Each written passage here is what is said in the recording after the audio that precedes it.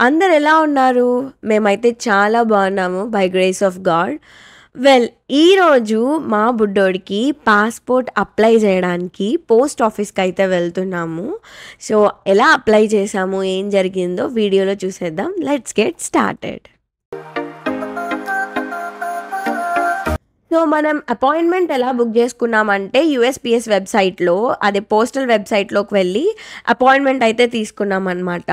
Normally appointment 2 weeks ahead తీసుకోవచ్చు. But క్విక్‌గా fill అయిపోతున్నాయి కాబట్టి మాకు 1 మంత్ లేటర్ దొరికింది.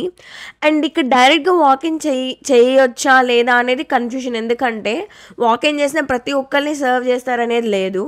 ఎందుకంటే ఎక్కువ మంది వస్తున్నారు వాకిన్‌కి కాబట్టి లిమిట్ చేయడానికి ఆన్‌లైన్ వాళ్ళకి high priority ఇస్తున్నారనమాట.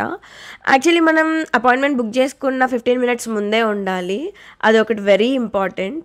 And photo copy పాస్‌పోర్ట్‌కి సరిపోయే ఫోటో కాపీ కూడా క్యారీ చేయడం మంచిది. బట్ వాళ్ళు కూడా అక్కడ క్లిక్ చేస్తున్నారు. అండ్ $15 తీసుకున్నారు మాకైతే. మా బుడ్డోడు చిన్నోడు కాబట్టి మేము ఆన్‌లైన్‌లోనే DS-11 ఫామ్‌ని ఫిల్ చేసేసాము.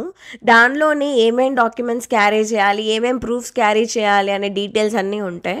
సో, అది ఫిల్ చేసిన తర్వాత ప్రింట్ కాపీస్ క్యారీ చేయడం చాలా మంచిది. హడావిడిలో కానీ వాళ్ళు అడిగినప్పుడు ప్రొవైడ్ చేయడానికి ఇబ్బంది లేకుండా క్లియర్‌గా అనిపించింది మాకైతే. మాకు ఈ ప్రాసెస్ అంతా కంప్లీట్ చేసుకోవడానికి $240 ఖర్చయింది. మామూలుగా ఒక kid passport $100 and application fees ఇవన్నీ కలుపుకొని మేబీ అరౌండ్ $120-140 అయింది కావచ్చు. బట్ మేము ఎక్స్‌పెడైట్ చేసుకునేదానికి ఎక్స్ట్రా మనీ అయితే కట్టాము. సో, దాన్ని బట్టి $180 పాస్‌పోర్ట్‌కి అయింది. అండ్ అప్లికేషన్ ఫీజ్ అండ్ అక్కడ ఫోటో తీయించుకున్నందుకు ఛార్జెస్ ఇవన్నీ కలుపుకొని $240 అయితే అయిందనమాట. అసలు ఇక్కడ టైం అంటే టైం ఖచ్చితంగా మనకిచ్చిన టైంకి రావడం వెరీ ఇంపార్టెంట్. లేదంటే క్యాన్సిల్ చేసి పడేస్తారు నిర్దాక్షిణంగా. కొంతమంది మాత్రం కొంచెం కైండ్ హార్ట్‌తో యాక్సెప్ట్ చేస్తారు. అది వెరీ రేర్. సో, టైంకి ఉండడం మంచిది. టైంకి కాదు 15 మినిట్స్ ముందు ఉండడమే చాలా మంచిది. ఎటో ఇక్కడ దాకా వచ్చాం కదా, పోస్ట్ ఆఫీస్ కూడా చూపించేస్తాను, వచ్చేయండి. సో, ఇక్కడ పోస్ట్ ఆఫీస్ అంతా క్లమ్జీగా అయితే లేదు. టోకెన్ వైజ్ అంటే ఒకరి తర్వాత ఒకరు క్యూ సిస్టమ్ అయితే ఉంది. అండ్ ఇక్కడ మనకు కావాల్సిన స్టాంప్స్ ఆర్ షిప్పింగ్ ఐటమ్స్కి కావాల్సిన ర్యాపింగ్ ఐటమ్స్ కానీ, ఆ పాకెట్ ఫోల్డర్స్ కానీ అన్నీ అక్కడ అవైలబుల్గా ఉన్నాయి. కానీ అక్కడ అవైలబుల్గా ఉన్న షిప్పింగ్ సప్లైస్ అన్నీ చాలా కాస్ట్లీగా అనిపించాయి.